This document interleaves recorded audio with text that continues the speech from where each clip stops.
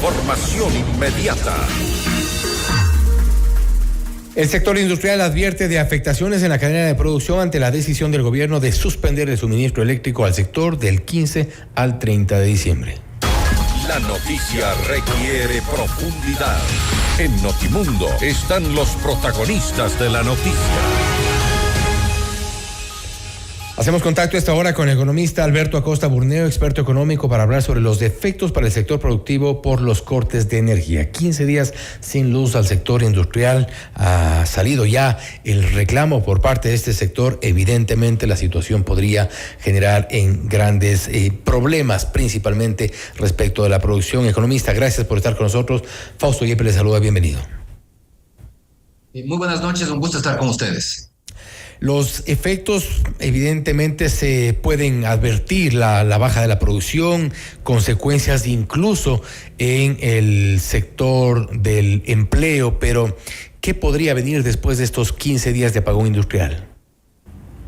Bueno, hay que estar muy claros que ese apagón paralizaría las grandes industrias del país.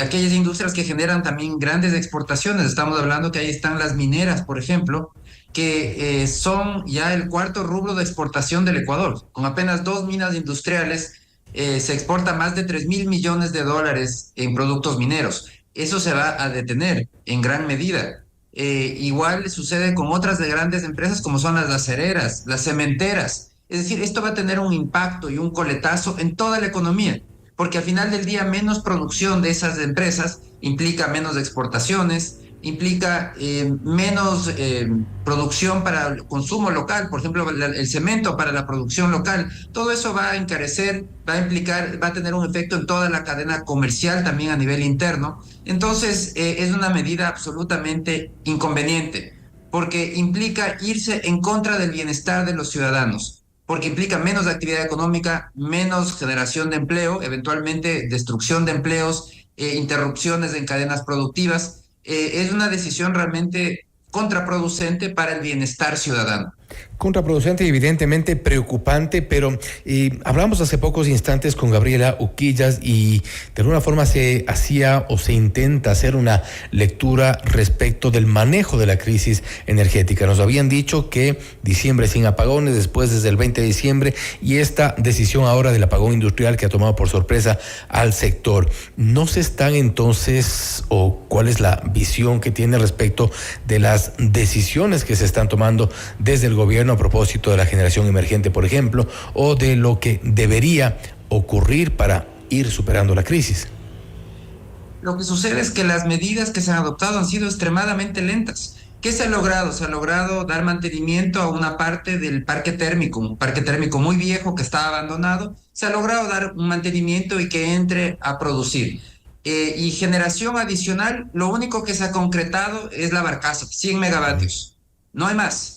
Lo demás está todo retrasado, incluso hay una disputa que ya uno de los proveedores se lo quiere declarar incumplido. Entonces no se ha concretado toda la generación adicional que se requiere. Entonces realmente a estas alturas, en diciembre, la medida más importante corresponde al clima, a lo que ha hecho San Pedro. Está lloviendo nuevamente, eso da un respiro, pero evidentemente no es suficiente. Y por eso es que el gobierno no va a poder cumplir con su promesa de diciembre sin apagones. Ya lo está anunciando. Se viene un apagón industrial de gran magnitud y que no solamente termina con estos 15 días de que no habría electricidad para el sector industrial, sino que además se declaró un feriado larguísimo, 5 días en la primera semana de enero. Eso también tiene un objetivo eléctrico. Lo que se busca es detener la producción en esos días para que la demanda sea baja. Y lo que sucede es que hay todavía graves problemas eléctricos. El problema eléctrico no se ha solucionado, no se han tomado los cambios estructurales que se requieren. ¿Qué cambio estructural se requiere? Crear un mercado eléctrico mayorista. Eso es lo fundamental. Que haya incentivos económicos para invertir, porque no existen en este momento sino precios políticos, no precios de mercado, no hay incentivos ni apertura para la inversión privada. Esos cambios de fondo no se han hecho. Entonces, el tema eléctrico está latente, los apagones van a repetirse año tras año, vamos a tener problemas de que la oferta siempre va a estar a la saga de la demanda, y entonces aquí el problema tiene que todavía que solucionarse. hay una lentitud en esa solución y sobre todo lo más preocupante, más que la lentitud, que en el sector público los procesos son lentos, pero más preocupante que la lentitud es que no se hayan entendido estas reformas estructurales que se tienen que hacer para realmente abrir el mercado eléctrico a la inversión privada. Sabemos que en el sector público los trámites, todo este tipo de operaciones suelen ser lentas, pero en una situación de emergencia es precisamente la pretensión es exactamente lo contrario, que se agiliten los procesos, las contrataciones que fueran necesarias. Tenemos ya un primer bloque de generación emergente, al menos hasta este momento fracasado. En noviembre debían entrar a operar dos proyectos de generación, no lo han hecho. A finales de diciembre se espera otro que se prevé no esté listo tampoco. ¿Hay negligencia allí o simplemente es mala suerte que haya tocado contratistas que no estaban necesariamente preparados para esto? Hay un problema mucho más de fondo, y es que seguimos esperanzados en conservar ese monopolio estatal, porque el sector eléctrico es un monopolio estatal. Así se lo constituyó en 2008. Se acabó con el mercado eléctrico mayorista que existe en Colombia, existe en Perú, existe en Chile. En el Ecuador se lo acabó. Ecuador adoptó el modelo de Cuba y el de Venezuela, que coincidentemente, no nos debe extrañar, también sufren apagones masivos. Entonces, ¿qué es lo que se está haciendo ahora?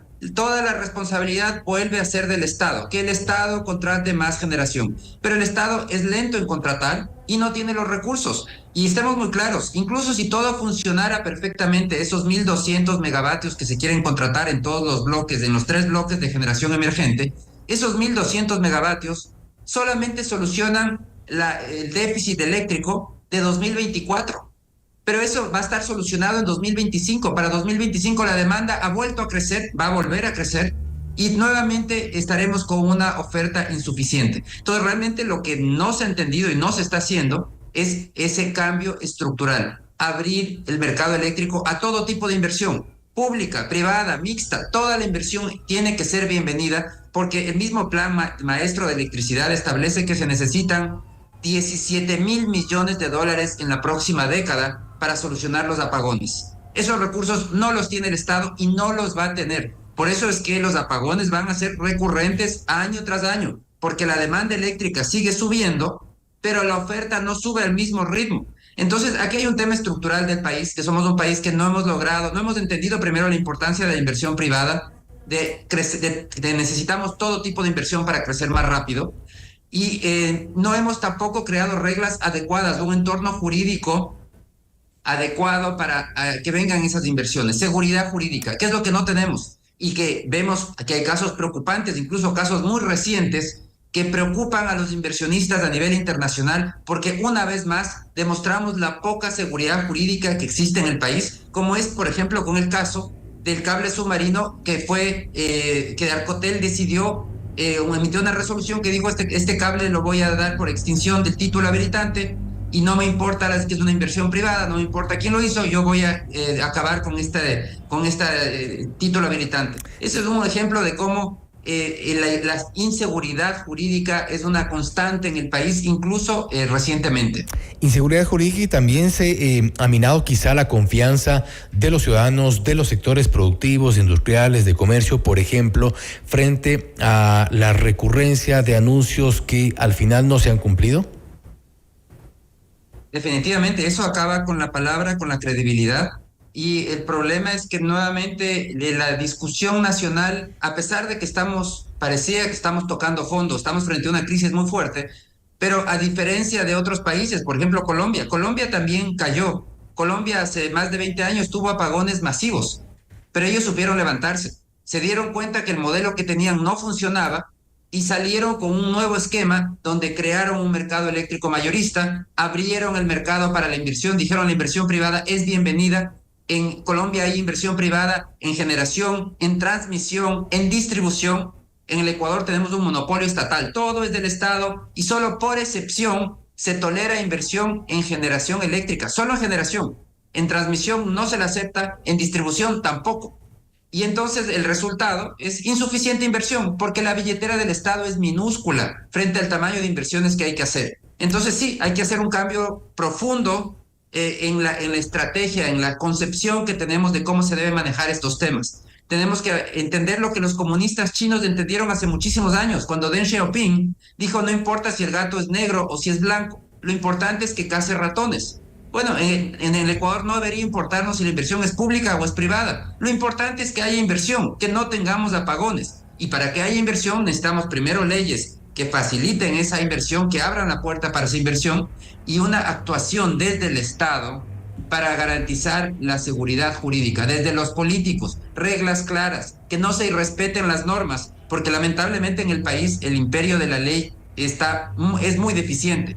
El país califica muy mal en rankings internacionales en cuanto al imperio de la ley, que el imperio de la ley no es otra cosa que el respeto de la ley, que las cosas se hagan conforme lo que dice la ley. Así no se hace en el país. En el país los políticos le meten la mano a la justicia y lo dicen abiertamente y con orgullo a la prensa. Los políticos irrespetan las normas y toman decisiones arbitrarias, lo que se ve reflejado en un posicionamiento muy bajo, una muy mala calificación del Ecuador en cuanto al imperio de la ley, al respeto. ¿Y eso qué es lo que hace? Ahuyenta inversiones. ¿Cómo vamos a pedir más inversión si lo que hacemos es no aplicar las leyes y ahuyentar a los inversionistas? Y usted hacía una reflexión en su cuenta de X respecto del costo político que está evitando, que está tratando de sortear el gobierno respecto de los apagones. ¿Está tratando la crisis de una forma más electoral que técnica?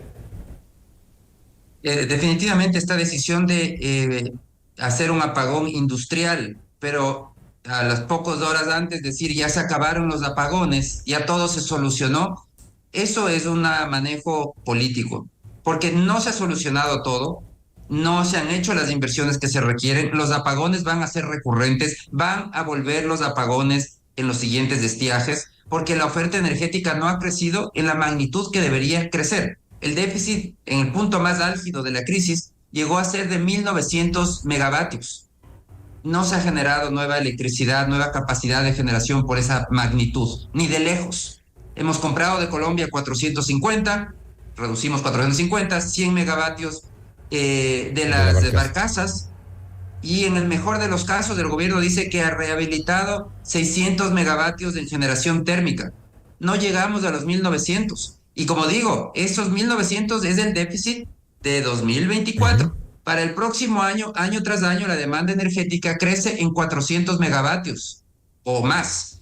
Entonces, ¿qué vamos a hacer para el próximo año? Si todavía no hemos logrado ni siquiera cerrar la brecha de 2024, ¿qué vamos a hacer para el estiaje de 2025? Entonces, claro, definitivamente que hay que estar muy claros, hay que decir las cosas como son, y sobre todo, yo creo que el gran desafío es entender que no se necesitan parches, no leyes, no más apagones 1.0 ni 2.0. Necesitamos cambios estructurales, abrir la puerta a la inversión privada de manera definitiva, porque esa es la única salida para lograr esos 17,000 millones de dólares que se requieren en la próxima década. Importante también y preocupante lo que ocurre para el sector industrial. Economista, gracias nuevamente por haber estado con nosotros. Estaremos igual pendientes también de las reacciones del gobierno a propósito de la reacción del sector industrial. Muchísimas gracias, siempre es un gusto. Gracias nuevamente. Y a propósito de este tema, hace pocos instantes en la cuenta de Centro Digital se menciona que la ministra encargada de Energía, Inés Manzano, afirma que el presidente de la Cámara de Industrias de Guayaquil, Francisco Jarrín, se ha equivocado en sus declaraciones con respecto a los apagones de 15 días a las industrias. Me reuniré con él en los próximos minutos con toda la Federación de Cámaras de Industrias para aclarar esta situación, indicó Inés Manzano según la cuenta de Centro Digital. Nosotros estaremos igual pendientes también sobre las declaraciones de la ministra encargada de Energía, Inés Manzano. ¿Cuál será la aclaración o la supuesta equivocación de Jarrín respecto del apagón industrial? Vamos a ampliarles esta información más adelante. Usted está escuchando Notimundo.